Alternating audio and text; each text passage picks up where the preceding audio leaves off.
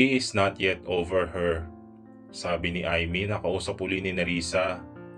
Nasa isa sa mga silid ng beach house na si Nerissa. Mag-aalas 7 na ng gabi. Mula nang mailagay ang mga gamit doon ay hindi pa uli siya lumalabas ng silid. Dinadamdam pa rin niya ang pagkawala ni Teresa. Ganon, nakadama siya ng lungkot. Bago pa man niya matuklasan na pinsan pala ni Aimee si Mark ay tagahanga na siya ng lalaki. Tama, tulad ng marami, ang ngiti nito ang humuli sa kanyang puso. Ang nakakahawa nitong ngiti na laging nahuhuli ng kamera at pinagpepiestahan ng kababaihan sa internet. Dahil sikat, halos bukas na aklat din ang buhay ng lalaki, lalo na sa mga tagahanga na hindi mapakali. Lahat sila ay broken-hearted nang mawala ang pagiging playboy ni Mark at magkaroon ng girlfriend, si Teresa. Pero nag-move on silang mga fans, umaasang magbe-break din ang dalawa. And who would ever know? Baka sa susunod ay sila ang suswertihin na mapansin ng lalaki. Kaya lang nagkamali sila ng hula na hindi magtatagal sina Mark at Teresa. Dahil ang susunod na lang nilang namalayan ay engaged na ang dalawa. And then the next breaking news was that Teresa died in car accident. Nerissa, anang tinig ni Aimee. Nandyan ka pa? Oo, nawalan ako ng signal eh. Pagsisinungaling niya. Mag-iisang taon na pala mula nung mamatay ang girlfriend niya, ano? Oo, napabuntong hininga si Aimee. Kalagitnaan ng racing season, nangunguna si Mark sa scoring sa leaderboard. Everybody predicted na si Mark uli ang magcha-champion. But Teresa died and Mark loses his focus. Counting points na lang ang kailangan niyang ipunin para ma-maintain ang championship. Unfortunately, dahil ilang beses sumesemplang at naaalis sa karera, na-outscore na siya ng kalaban. Alam ko dahil nakasubaybay ako sa karir niya. Pinanood ko sa mga telebisyon ang live coverage ng mga karera niya. Wala akong pinapalampas, Aimee. Kung alam mo lang kung gaano ako kinakabahan sa pagiging daredevil niya. Gusto sanang isagot ni Nerissa. Pero walang alam ang kaibigan tungkol sa pagkahumaling niya sa sikat nitong pinsan. Aimee knew nothing about her fixation, about her hidden desire. Kaya pagpasensyahan mo na lang ang kasungitan niya ha, na mukhang kayang-kaya mo namang i-handle. Natawa si Aimee. Narinig ko kanina yung pag-uusap nyo. If I told you I like him, maniniwala ka? Bumungis-ngis ang kaibigan. Matagal ko nang alam, ano ka ba? Tumaas ang isang kilay ni Nerissa. Os, talaga? Paano? Well, Nerissa, noong minsan, during college days, nagagamitin ko sana ang laptop mo. Nakita ko ang isang folder na puno ng pictures niya. Pictures mula sa internet. Pangaasar nito. I was like, wow, pati pala ang kaibigan ko nadali ng virus ng ngiti ni Mark. Ano? Natatawang bulalas niya. Nakadama ng bahagyang pagkapahiya. Wala ka sinasabi ah. Wala ka rin namang sinasabi eh. Saka akala mo wala lang sa akin yung mga pagkakataon na pasimple ka nagtatanong ng tungkol sa kanya. Aimee, totoo bang ganito? Ganyan? Grabe, nahuli mo ako doon ah. Tumatawang sabi ni Nerissa. I know right? Tumatawa ring pagsang-ayon ng kaibigan. Seriously, maniwala ka. Hindi ko talaga alam na nandyan si Mark. Pero nandyan na rin lang. Gusto kong ibilin sana sa'yo si Mark. I mean, if you can, pakitulungan mo naman siya. You're asking me to... Naputo lang aking sasabihin. I'm asking you to help him get over Teresa. At least try helping him. Aburido yan, kita mo naman. Pero mukhang kaya mo namang i-handle eh. Bumuntong hininga si Nerissa. Titingnan ko kung anong magagawa ko ha, pero hindi ka ba natatakot na baka rapin ako nito? Biro niya. You know, katulad ng may init na eksenang isinusulat ni Godiva. After all, may age din naman talaga ako sa lalaking ito. Natawa ng malakas si Aimee. Well, my dear friend, ang masasabi ko lang, go get him. Natawa rin si Nerissa. Maya-maya ay nagpaalam na rin sa kaibigan. Pagkatapos ay nag-iinat na tinungo niya ang bintana at sumilip. "Damn," she blurted in appreciation. Kitang-kita kasi niya ang makapigil hiningang tanawin sa dalampasigan. Full moon. Maliliit ang mga alon sa dagat. It was barely rippling. Tila mina ng mga diamante ang ibabaw ng dagat dahil sa sinag ng buwan na nagre-reflect sa ibabaw ng mumunting alon. Lumabas si Nerissa ng silid. Nananadsyang pinakikiramdaman niya ang saradong pinto ng silid na inuukupan ni Mark bago nagmamadaling nagtungo sa dalampasigan. Ni hindi siya nag-abalang magtsinelas. Gusto niya ang pakiramdam ng pinong buhangin sa kanyang mga paa. Naupo siya sa buhangin at pinagmasdan ng tanawin sa karagatan. "This is awesome. Really awesome." Sa tingin ni Nerissa ay makakatapos siya ng nobela. Bakit hindi? Inspired siya sa lugar. Higit sa lahat, nakita niya si Mark Haydes sa personal, nakainkwentro, at makakasama sa iisang bubong.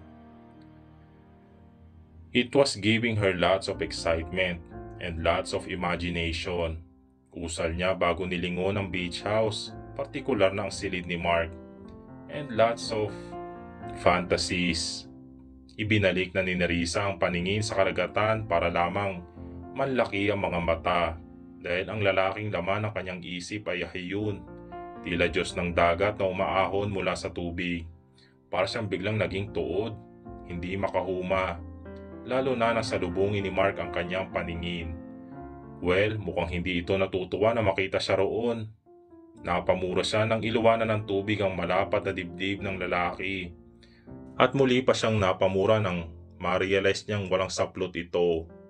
Napatayo si Nerissa. Pakiramdam niya ay lumuluwa ang kanyang mga mata sa pagsasamantala sa sandaling iyon. Walang pakialam sa kahubdan na umahon naman si Mark. Sigurado ang mga hakbang na tinumbok ang kanyang kinaroroonan. Biglang nataranta si Nerissa. Ramdam niya ang pagkabuhay ng lahat ng dugo sa kanyang katawan habang papalapit ang lalaki.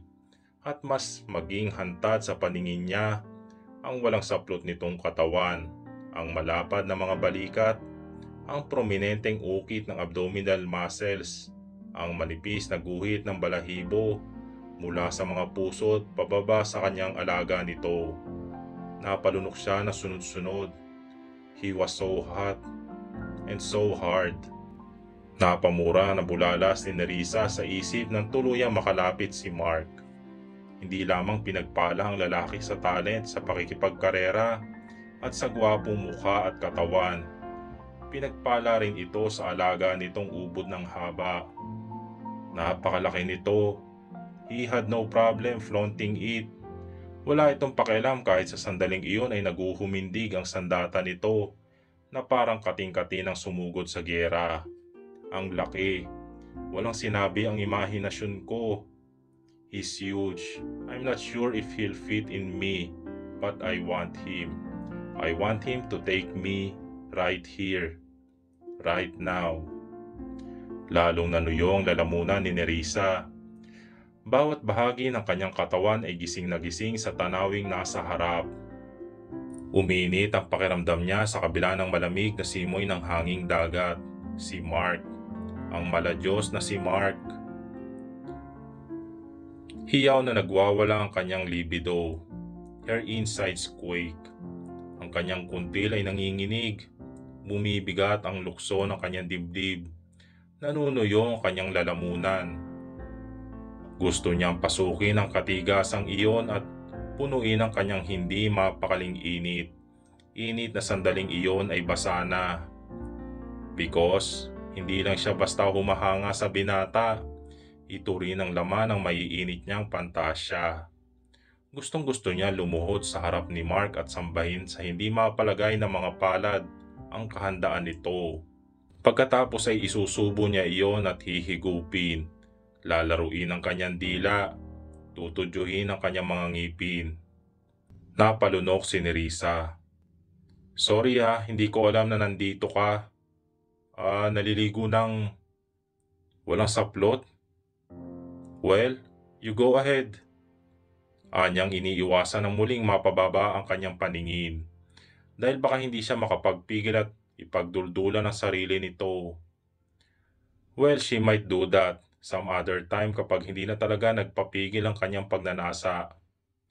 Bahagyang tumaas ang isang aroganteng kilay ng binata at may sarkasmo na nakatiim ang mga labi. Alam mong nandito talaga ako, ano? So you have come dancing in here this way. Para saan? Para dito? Yumuko ito at sinulya pa ng napakahaba niyang alaga para ipagdiinan ang punto. Iniinsulto mo ba ako? Tanong ni Nerissa. Pilit na pinangingibabaw ang inis kaysa sa pagnanasang nararamdaman. Yes, she liked that huge piece of heaven between his legs. Hindi ako nandito para sa iyo, Mark Marquez. So stop thinking I'm a hat for your body or something. Because I'm not. Sinungaling ka talaga, Risa. Agad na buwelta ng isip niya. Kung alam lang ni Mark kung paano mo siya pinagpapantasyahan.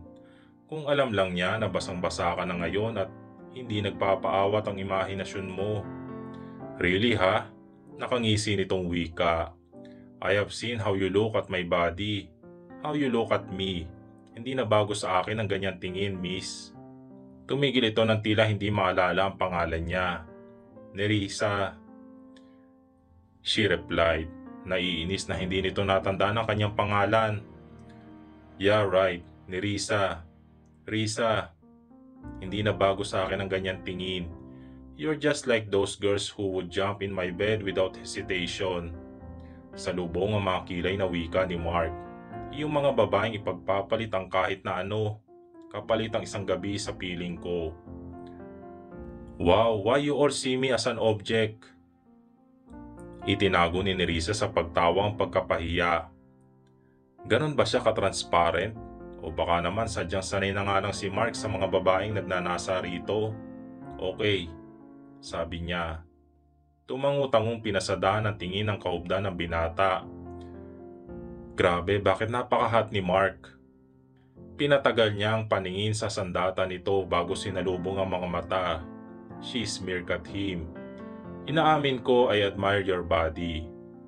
Admire? Naglaway ka nga ni Rize. Nagnanasa ka. Buska muli ng isip niya. Pero kung hindi nababanggit sa iyo ni Aimee, isa akong manunulat. And a man's body plays a great deal in my novels. Nakuha mo? Naku, did I just say I'm a writer? Sinabi kong isang bagay na walang ibang nakakaalam kundi si Aimee. Ano ba yan? Gusto niyang batukan ang sarili sa kapabayaan. So you see, hindi na big deal sa akin na makakita ng walang saplot na lalaki. Ikinilig niya ang kanyang ulo sa aroganteng paraan, saka ngumisi. Ipinapaliwanag ko ang bawat parte. Binabanggit ang bawat sulok. Kasama na roon kung ano ang nasa pagitan ng mga hita niyo. Oh, a writer, ha? Mark laughed. Halos mapaigtad si Nerissa nang hawakan nito ang kanyang baba at bahagya iyong ipaling-paling. Na tila ba may hinahanap ito na kung ano sa kanyang mga mata. Ano ba? Angil ni Nerissa. Huwag mo akong hawakan. Dahil konting-konti na lang at mapuputol na ang pagtitimpi ko. Grabe Mark, I swear. Mabigyan na ako ng pagkakataon ay pagsasawaan ko yung katawan mo. Sa pagkadismaya ay binitawan naman siya ng lalaki. Bakit hindi na lang niya ito siniil ng halik? Bakit hindi na lang nito tuluyang pinutol ang kanyang pagtitimpi? This guy just grinned wickedly at her and then turned his back away. Nahabol na lang ni Nerissa ang papalayong likod ni Mark. And her gaze particularly landed on his butt. Malakas na napabuga siya ng hangin. Pinalampas mo yon, Nerissa? Hindi makapaniwalang tanong niya sa sarili. Nakaligo na si Nerissa pero hindi pa rin maapula ang init sa kanyang nararamdaman. Hindi pa rin mawala sa isip niya ang itsura ni Mark. Those hot lips, those strong arms and biceps, those abs and that big erection between his legs. Ibinagsak niya ang sarili sa kama. Walang pakialam kung basa ang kanyang buhok. Kung ipinakita kaya niya ang pagka-agresibo at sinabing tama ng hula ang binata. na isa rin siya sa mga babaeng ipag-aalukan ng sarili nito. Ano kaya ang nangyari? Malamang ay hahalikan siya nito, and one thing would lead to another.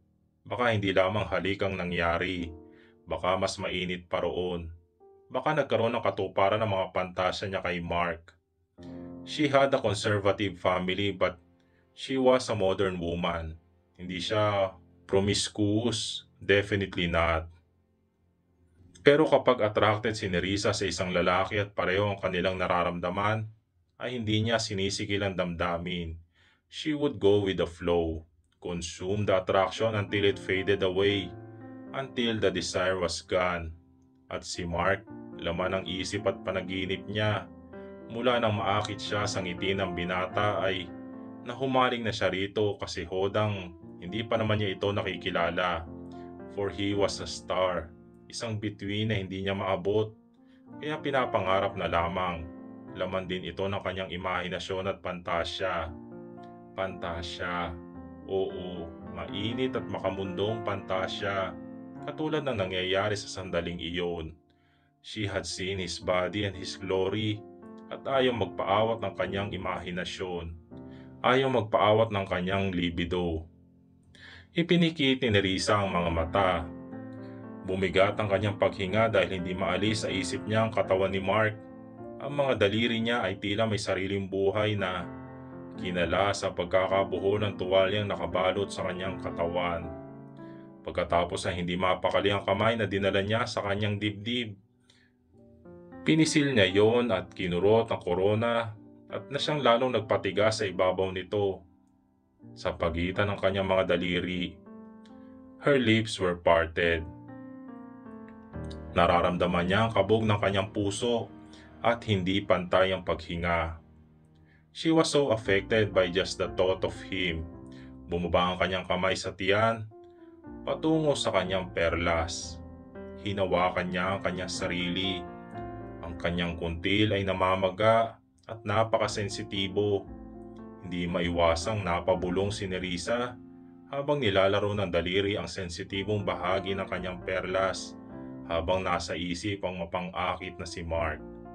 Nanunulay sa bawat nerve endings ang sensasyong nililika ng paghaplos niya sa kanyang perlas. Mark, kagat-labing usal niya. Nagiinit ang kanyang katawan, sumasabog ang sensasyon at nakakalunod. Dear heavens, ganon katindi ang epekto sa kanya ni Mark. Nagwawala ang kanyang hormones. Pinagnanasaan niya, gumagana ang kanyang pilyang imahinasyon at hindi magpapaawat sa pagpapantasya sa binata. Pumikit siya, patuloy na nagpapantasya. Bumukas ang pinto ng silid. Iniluwanon si Mark, ang lalaking sa oras na iyon ay pinagpapantasyahan ni Nerissa. He was looking at her intently. Ang mainit na tingin nito ay lalong nagpasiklab sa nagiinit niyang pakiramdam. Nahuli siya ng binata na pinapaligaya ang sarili. Mark, usal niya, kagatlabi at patuloy na dinadama ang sarili. I cannot get you out of my head, Nerissa. Malagom ang tinig na wika nito, saka pinasadaan ang tingin ng kanyang kahubdan. Lumulunok habang nakikita siya sa ganoong aktwasyon. Hindi ka rin maalis sa isip ko, Mark. Ang totoo niyan, ikaw ang laman ng isip ko kanina. Ngayon, that's why I'm doing this. Nagahabol ang hiningang usal ni Nerissa. Ang kanyang korona sa kanyang dibdib ay naninigas at nangingibabaw. Natila ba nararamdaman niya ang lalaking ito na nasa harapan niya? Nakita mo kung anong ginagawa mo sa akin? Habol ang hininga na nagmamadaling kinala sa mga daliri ng binata ang belt ng pantalon at tinanggal ang pagkakahuk ng botones. Hinubad nito ang kanyang pantalon. Nagmamadaling bumaba ng kama si Nerissa. Mark welcomed her. Kiniyumos siya nito ng halik. Ang mga labi na nananalakay sa loob ng kanyang bibig. Mapaghanap, mainit, hindi makontento, at lalo siyang nagnanasa. Something inside of her was tingling. Nalulunod siya sa sensasyon. Pagkatapos ay lumuhod si Nerissa sa harap ni Mark. He still had his white briefs on. The bulge was so huge. It was throbbing, asking for release. Hindi niya mapigilang mapalunok. Lalo siya naglalaway sa lalaki. Napangisi si Mark sa kanyang reaksyon. She was so awash with the desire she felt for this man. She wanted to taste him. Dilaan yun. At papasukin ang alaga nito sa kanyang bibig. Hindi. Awat nito sa kanya. I cannot hold it anymore, baby. Saka na ang foreplay, sabi nito. Saka tuluyang ibinaba ang maliit na saplot na hantada nagmamalaking kahandaan. Matigas, mahaba, mataba. Napamura si Nerissa sa pagkamangha. It was big. It was huge. It was throbbing. Ang prominenteng ulo ay naglabas ng tila kumikinang na krema. Hinawakan ni Mark ang kanyang perlas. Nerissa, bend over now. Maigting utos nito. She did bend over. Nagmamadali. Pakiramdam niya ay isa siyang palaboy na sabik kumain. Nerissa, ang sarap mo. Anas ni Mark sa kanyang likuran habang hinahaplos ang umbok ng kanyang pangupo. Napahalinghing siya sa sensasyon na dulot ng mainit na palad nito. He lightly bent over. Ang mainit na palad ay kumupkop sa kanyang hinaharap at marahas na pumipisil. Ang sarap. Ang munting sakit ay natatabunan ng masarap na sensasyon.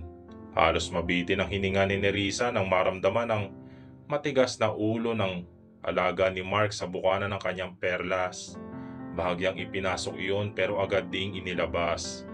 Mark, protesta niyang mabitin. That was the worst feeling ever. Pinatikim siya para lamang bitinin. Humalakhak ang binata. Pagkatapos ay pumaloob ang isang kamay sa buhok niya.